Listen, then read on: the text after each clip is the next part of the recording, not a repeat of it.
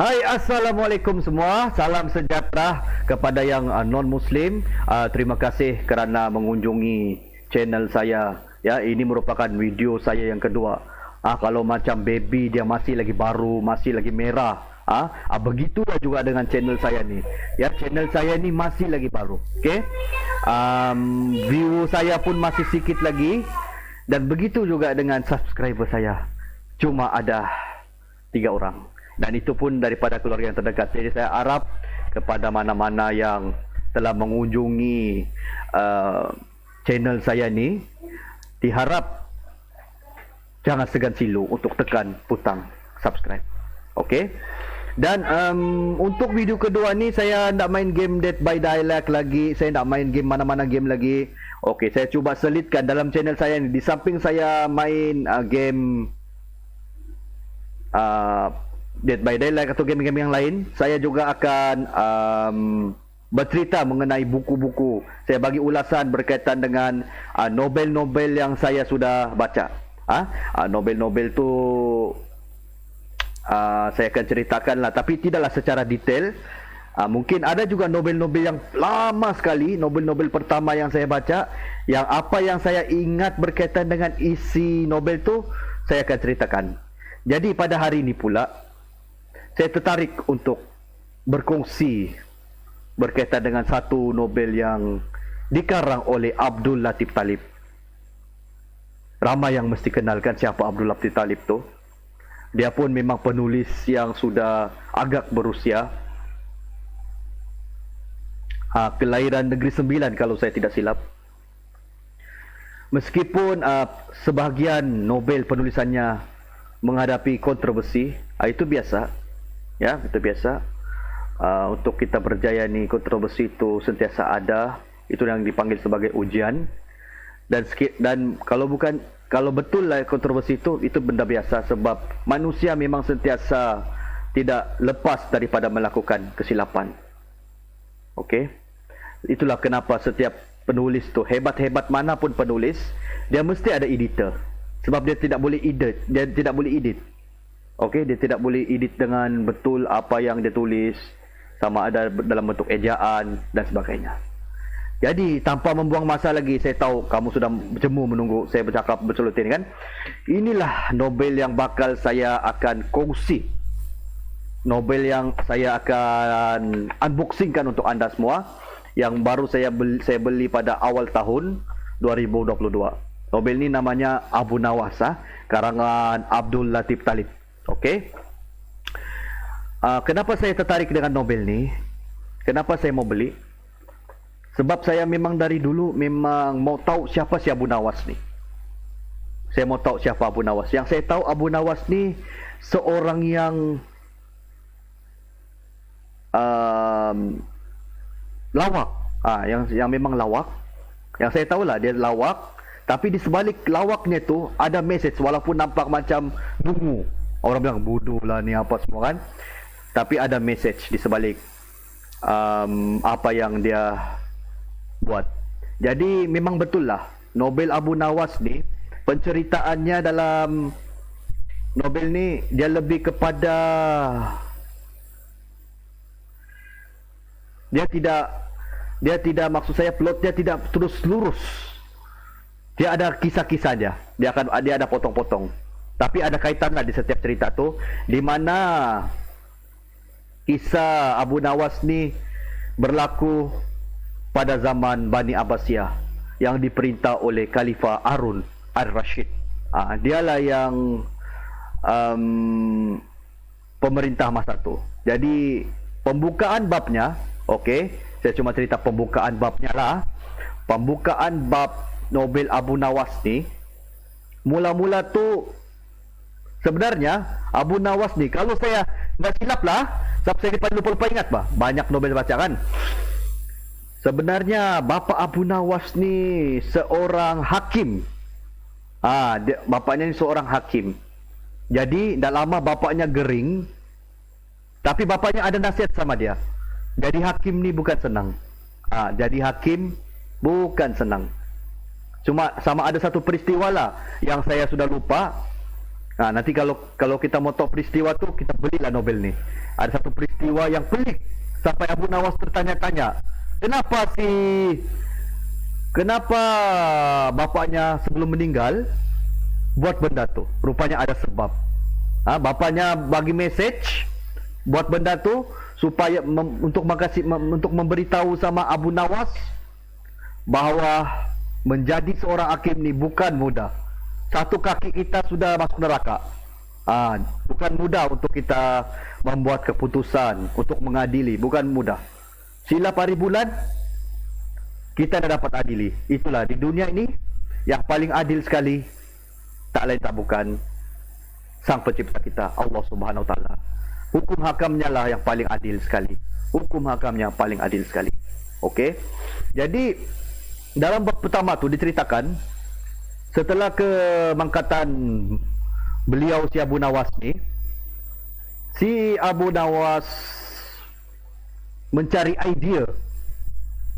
Sebab sekarang bapaknya sudah meninggal. Jadi khalifah ni dia mau cari lagi pengganti hakim tu.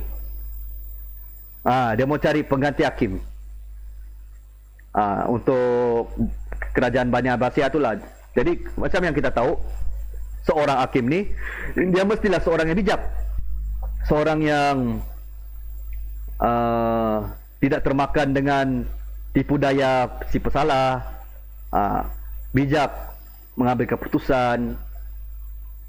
Jadi oleh sebab Abu Nawas rasa jadi hakim ni satu jawatan yang lampau berat untuk disandang, Abu Nawas pun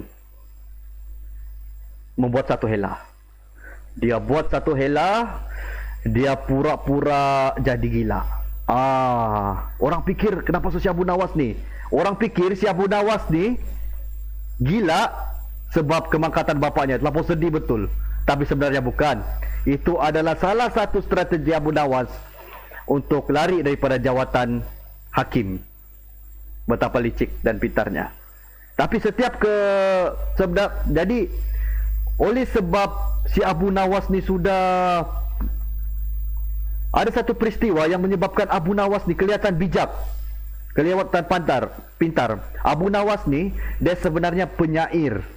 Dia seorang yang penyair, dan ada satu scene di dalam novel Abu Nawas ini.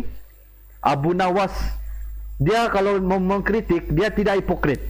Abu Nawas tidak hipokrit. Dia biarpun sedangkan yang dia kritik tu anak raja. Anak raja ni dia cuba buat satu puisi, satu saja.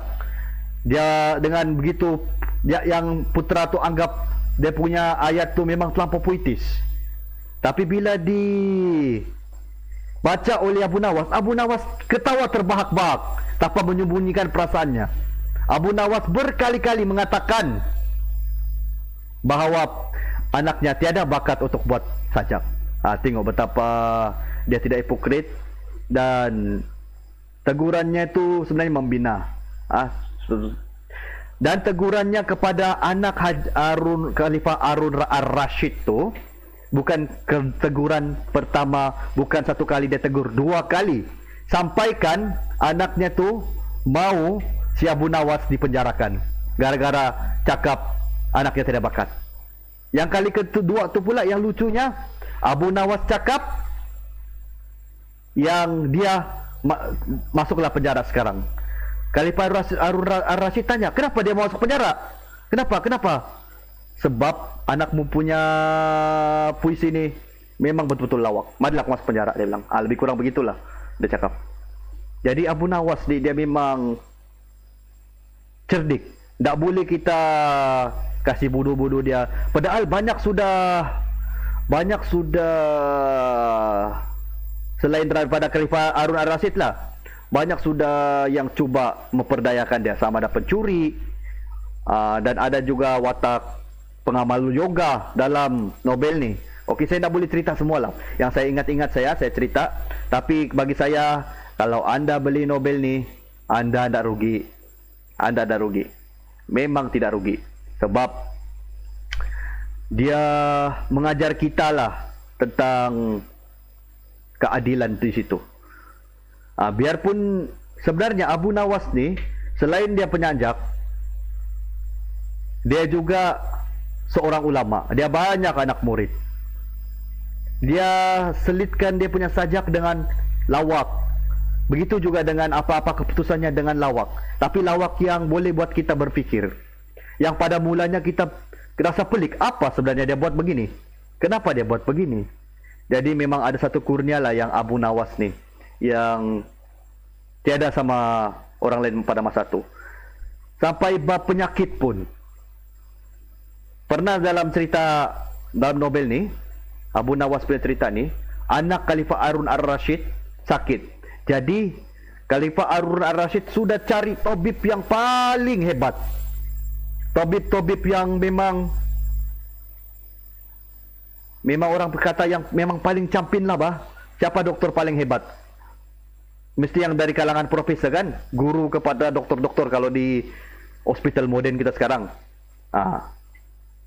Yang ini Abu Nawas. Yang ini Khalifah Harun Ar-Rasyid sudah cari siapa yang terbaik, siapa yang tabib terbaik. Tidak dapat juga rawat, putranya sakit. Jadi Khalifah Harun Ar-Rasyid dia ambil keputusan adakan pertandingan. Okey, adakan pertandingan, siapa yang dapat rawat anaknya dengan apa cara sekalipun akan mendapat ganjaran. Okey. Jadi untuk pengetahuan anda semua, Abu Nawas ni setiap ada saja yang benda yang Khalifah Harun Ar-Rasyid perkenalkan, yang pertandingkan, okey, mesti Abu Nawas sertai dan Abu Nawas pasti mendapat ganjaran. Jadi kali ini pula Abu Nawas cuba lagi. Dia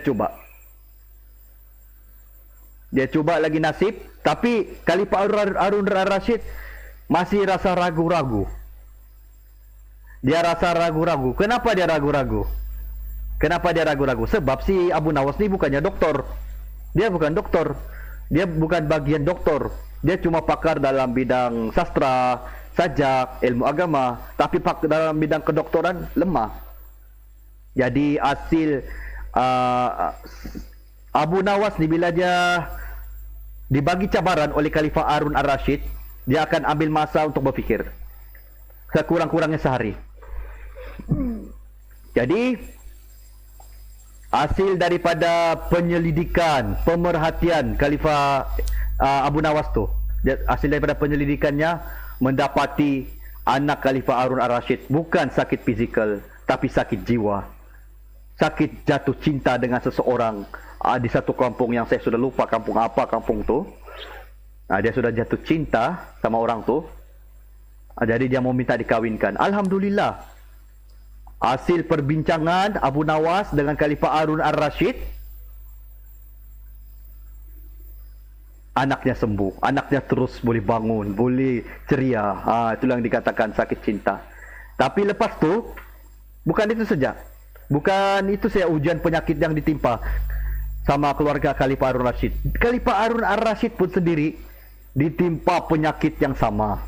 Khalifah Harun Ar-Rasyid dia sakit, dia rasa lemah, dia rasa tak boleh berjalan.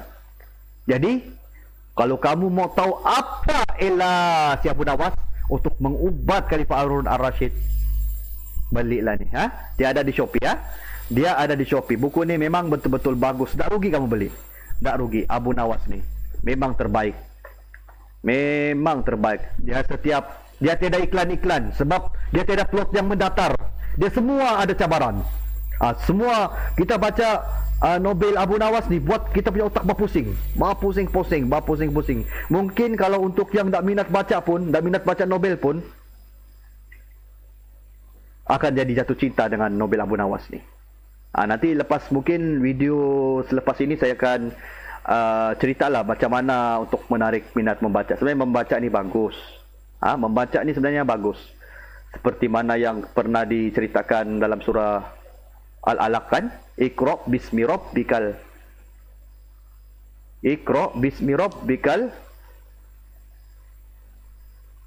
Alaq.